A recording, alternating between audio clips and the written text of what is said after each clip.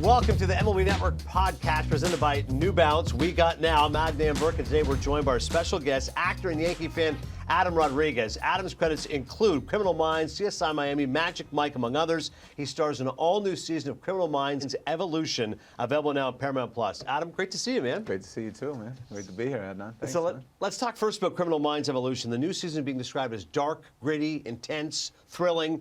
What can you tell me about it? All of that and more. I mean, I can tell you that if you're a fan of the show just keeps getting better, and if you're jumping in now, you're welcome. It's a good time. I mean, we're dealing with really this serial killer that has in all of the seasons of the show, this guy's been the toughest nut to crack, and he is a nut indeed.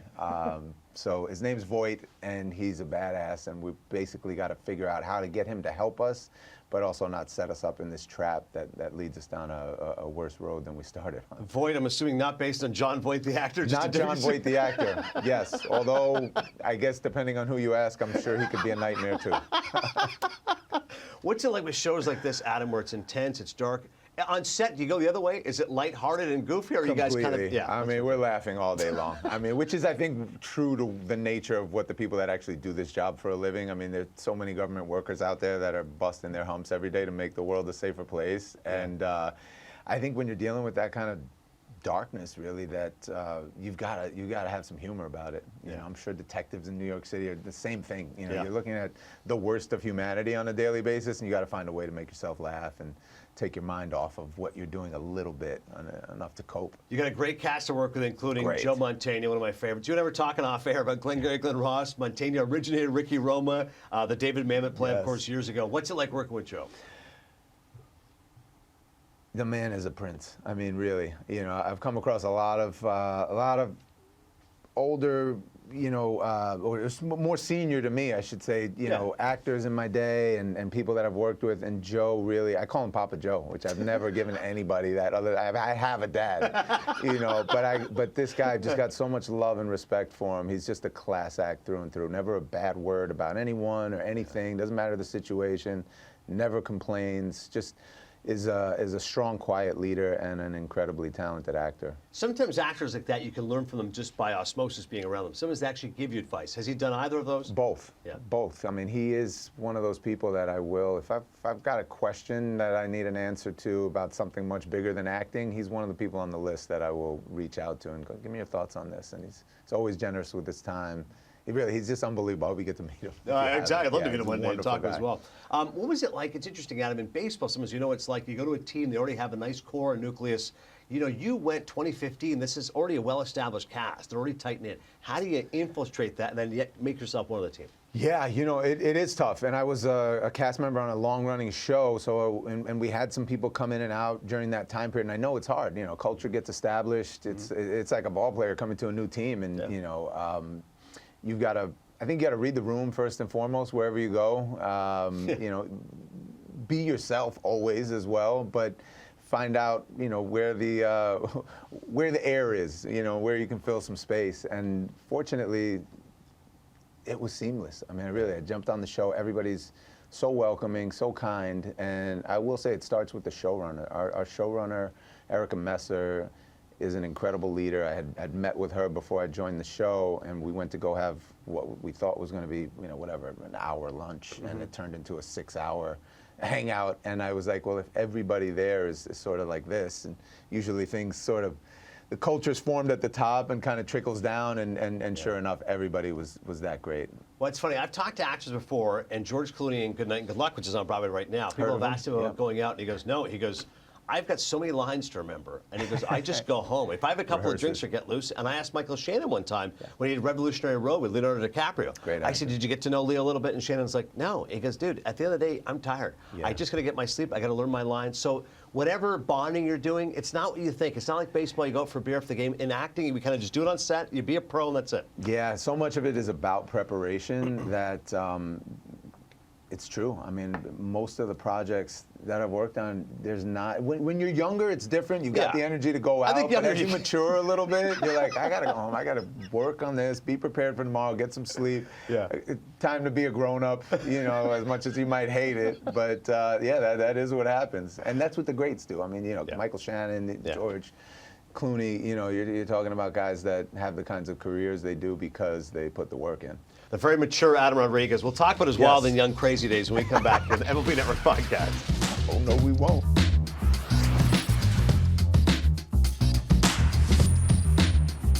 Worn by players like Tristan Casas and Jeremy Pena to meet the demand of elite ball players, the New Balance Fresh Foam 3000 V7 is the comfortable cleat to help you stay focused on your gameplay. The 3000 V7 is designed to deliver comfort, unrelenting confidence on the field with an innovative coated mesh that offers soft breathability and durability. The Fresh Foam cushioning is precision engineered to deliver an ultra-cushioned, lightweight ride, while a gusseted tongue keeps you centered. Learn more and purchase the 3000 at newbalance.com. 911, what's your emergency? Oh, God. Oh, God. There's another victim. All right, trainee, you're in the hot seat. Anyway, I could trade up to a real gun. No.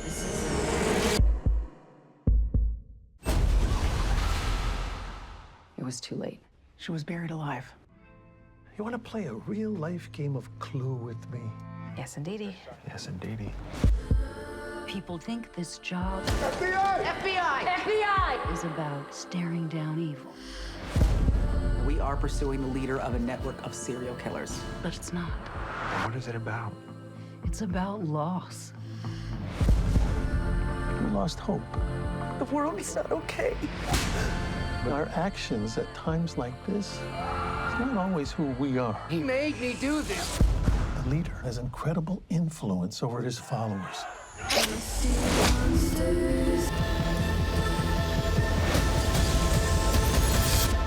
Can you stop him? I see monsters. I mean, the art of a great trailer, Adam. That's fantastic These stuff. guys are fantastic. I gotta say, I think this is the best trailer we've ever had. Yeah. It's excellent. It's excellent. Amazing stuff. The new Criminal Minds Evolution season available now on Paramount Plus. A lot of the season, Adam, about the gray areas in life, characters examining their tolerance of human behavior, and if change is possible. And you can speak to this because you've undergone a change as well as a baseball fan. How in the heck did you grow up as a Mets fan and then become a Yankees fan? All right, I'm going to explain myself because this needs explaining, especially to people from the New York metropolitan area. So my dad, growing up, was a huge Giants fan. Okay. And his father was good friends with Orlando Cepeda. And so he would go to the games and got to meet all the guys. Diehard Giants fan. The Giants take off, move to San Fran. And my dad's got to pick a new team. Never going to be the Yankees. Only one choice left. The New York Mets, and he becomes a Mets fan. And he goes through all the pain and suffering. Well, the early success, but then the pain and suffering of being a Mets fan. He gets 69 at least, yeah, Miracle 69, Mets. Okay. I mean, you got the Miracle Mets. And I know, funny enough, I saw a parking spot for Tom Seaver when I pulled up outside. I was like, I love that. That's awesome. That's great. So he's Miracle Mets, and you know, rides through the hard years, and it's just I get born, and that's it. I'm just indoctrinated into the Mets, and finally, '86, we get this amazing team, get that World Series win, and the whole ride leading up. I mean, that was just a great team. I mean, it was a great team. I don't care if you're a fan of the game. That was a fun. There was so much talent, so much energy on that team. Yeah. And I got that World Series win in '86. Now, my mom's dad, diehard Yankees fan. Okay. He dies in '87, and when he passed away, I decided I'm going to carry the torch for him. I'm not trying to make light on his deathbed. He's like, Adam, please support the Yankees for me.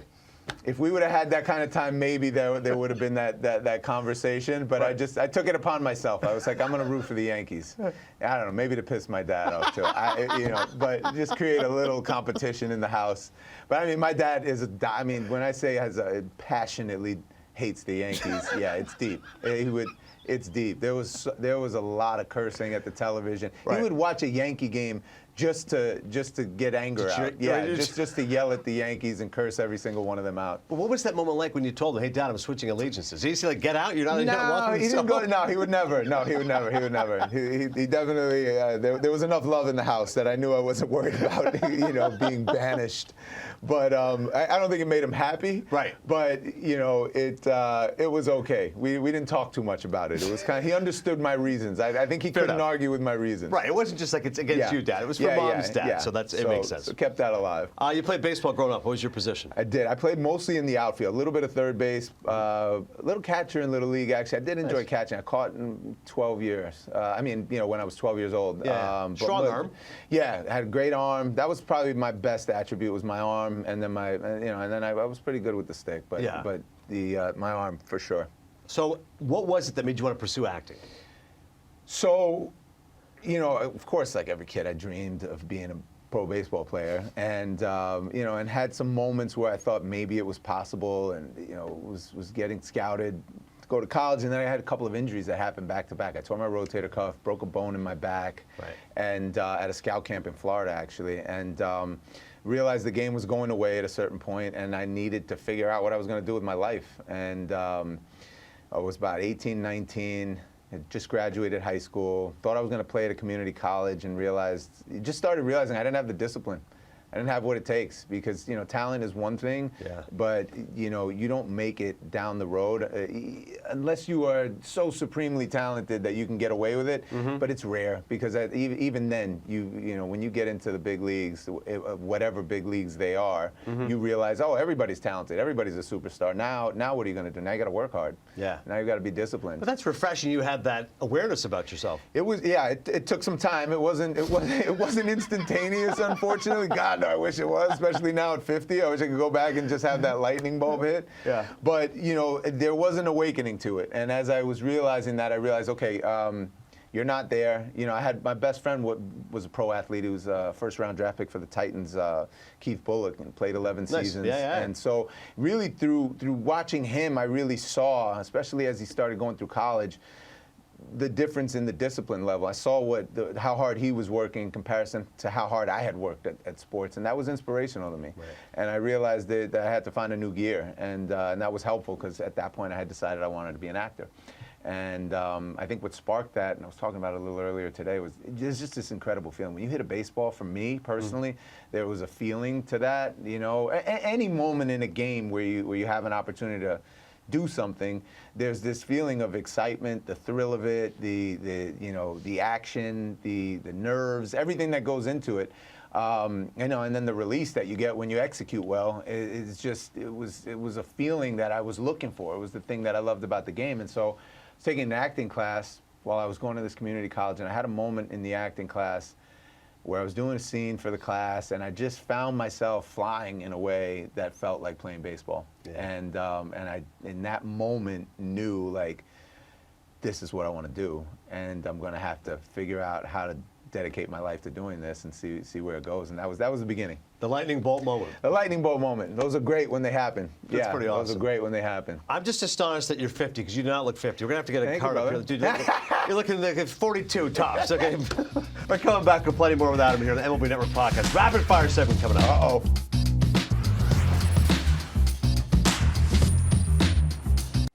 You're watching the MLB Network Podcast presented by New Balance. Again, talk with actor Adam Rodriguez. You ready for some rapid fire, my man? I'm ready. I'm stretched. I'm ready to go. Let's do it. What's the favorite role you've ever had? Ooh, man, I wasn't ready for that one. My favorite role. Oh my God. My favorite role in my career, I would have to say, was Tito and Magic Mike. Yeah. That movie was such a challenge on so many levels. Yeah. Had to learn how to dance, had to diet and get in the best shape of my life. Like, there were so many bars set before I even got to do the acting that it raised my level of everything that I was doing, including my preparation for acting. I'm glad you went there, because I would always think actors, like, I have friends who are actors, and they have to stay in good shape. Like, it's part of the job. Like, it's treated like an athlete. But when you're doing Magic Mike, this is a different level of dedication. I've always liked to stay fit and exercise. I've grown up an athlete, but this was like, I wasn't ready for this. I mean, and I had for the first movie, I had like 6 weeks to prepare, and I was like, I don't know what I'm gonna do, how I'm gonna make this happen. Right. And I learned a lot. I mean, it changed my life. I learned about diet. I learned how that, affects everything everything. You know, Yeah. if without the diet, there was no way I was going to get there. And Right. Can't outrun a bad diet. can't outrun a bad diet, no way, you know. And getting ready to go shoot with Steven Soderbergh and and Chan and Matthew McConaughey, you know, just these guys that are at a different level, you know, of work ethic and everything in their careers, and it was great experience. It's a great experience. Movies are huge, obviously. Which actor did you find yourself needing to pinch yourself when you worked with them for the first time? Which actor? I'd say Joe Mantegna's up there. Yes. Joe Mantegna's up there. Papa That Joe. was a treat. Papa Joe was a treat. That's a great one. Name an actor you'd love to work with one day you haven't worked with yet. Would love to work with Pacino. Of course. Yeah, would love to work with Pacino. I mean, I'd settle for De Niro, Bob, if you're out there. But Which Italian-American icon? I'll take De Niro or Pacino. And I want Scorsese to direct, and that's it. If the Irishman ever made a sequel, Yeah. you'd be the guy to No, be. there are a lot of people. I mean, you know, there's obviously so much talent out there, but those guys growing up, I mean, they really those roles and their work was so informative to me as a young actor that that'd be a dream. Favorite Be a dream. Pacino movie or performance? Oh man, that's tough. People always say The Godfather, but I got to tell you, Serpico and Dog Day Oh my Afternoon to God, me are right I'm there. with you, man. I'm with you. Right. Serpico and Dog Day are just extraordinary. Yeah. Extraordinary. You know, yeah, that's tough. I'll go with Dog Day because he was so young that he was doing something that you didn't get to see him do very much ever again in his career. Yeah. You know, and I love how young and fresh and how brave. I mean, it's a really brave performance. Oh my God. It's unbelievable. I mean, him and Charles Durning just shouting at each other on the street. Unbelievable. Attica, I mean, it's great. Attica. So many great Pacino films. Yeah. Favorite baseball player of all. So you grew up in Mets. I'm going to guess Doc Gooden, Darryl Strawberry, Ron Darling, our buddy here at MLB Network, perhaps. Oh, nice, man. Yeah, definitely remember. Was he a Yale graduate? Yeah, exactly. Yeah. Yale guy, very good. Yeah, Ronnie, one of the rare players who actually reads books. That's how you know. Does he throw that in everybody's face? Are you that guy, Ron? No, I mean that squad. I mean, favorite I love Straw, man. I mean, Strawberry was I mean, very few prettier swings. Maybe Ken Griffey Jr. Yes. You know, but Straw's swing was just, man, gorgeous. Favorite baseball player growing up? Yeah, I would put Strawberry up there. I loved the way Bernie Williams played the game. Yeah. Loved the way Bernie Williams And he plays the jazz game. guitar too. Which was also inspirational. I try to play guitar, and I'm not there with Bernie, but yeah, I think those two guys stand out. I mean, when you're talking about, for me, what would have been my era, but Yeah. really, I was always inspired by the players before Clemente and, Of course. you know, Ted Well, your jazz Williams with and Cepeda's amazing. Cepeda, Yeah. Willie Mays, you know, Mantle. I mean, those guys of that era, that golden era of baseball, was just, you know, always inspirational. I find my young kids now, it's important, like, what's your earliest baseball memory? Because I feel like 6, 7, 8, that's when it Yeah, forms. What's your absolutely. favorite memory from that Great time? question, man. I see it right immediately. I was at Shea Stadium. I must have been about 6, 7 years old, and we walked down to the field level. You know, we weren't in the box seats, but we walked down there at warm-up and batting practice. Yeah. And Lee Mazzilli came over and signed my baseball glove, and I remember that. That's And then it's awesome. funny because Joe Mantegna now, as the world goes, Joe Mantegna is good friends with Lee Mazzilli. No, he's and I said, not. oh man, yeah. When Joe was telling me, I was like, that's the first guy I ever got a signature from. You know, I'll call my him right baseball now. glove. Yeah, pretty funny. That's awesome. I think he's still in the game, Lee Mazzilli. Somehow, I think he's with one of the organizations. Yeah, coaching, I think, at some yeah. level. How about a World Series prediction? I know you're not watching day in, day out, but what do you got for a Oh, prediction? it's so early. You know this game. The season's long. I think. I mean, listen. I like to always believe that the Yankees can compete and you know and make it back. I mean, listen. World Series prediction. I'd like to see Yankees Dodgers. Nice. A rematch after not I'd having like to seen see it for that so many again, years. man. Yeah, I'd like to see that happen. Let's hope so. We'll wrap things up with Adam Rodriguez, MLB Network Podcast, right after this.